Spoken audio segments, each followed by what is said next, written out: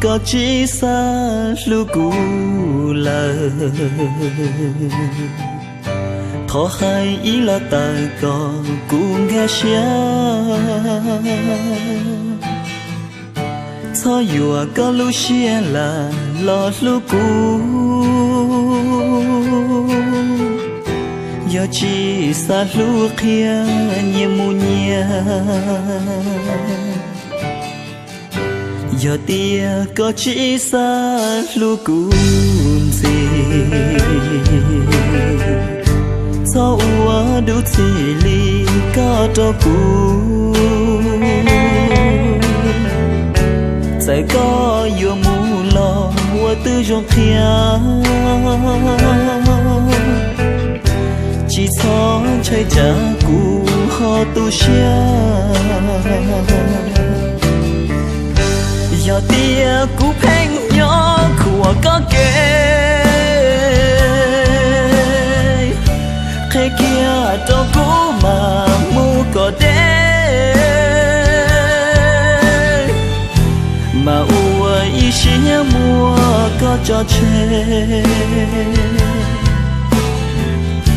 mà ly ra kê cho có trao lúa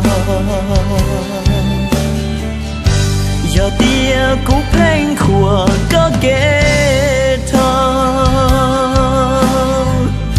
khi kia đời bao cú chỉ tu xia mà ua ý xía mua có cho kia chúa có mù tao cho kể cả xia giờ tia có chỉ xa lu cũ lờ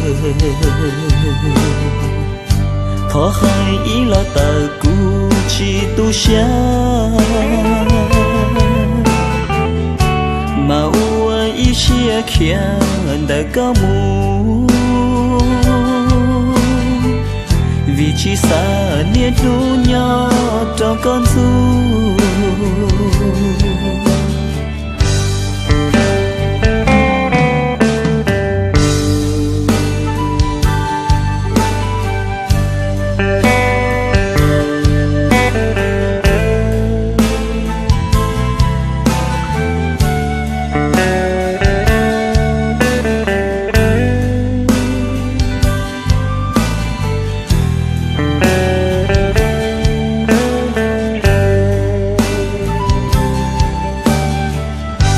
giờ tia cú phanh nhỏ của có kề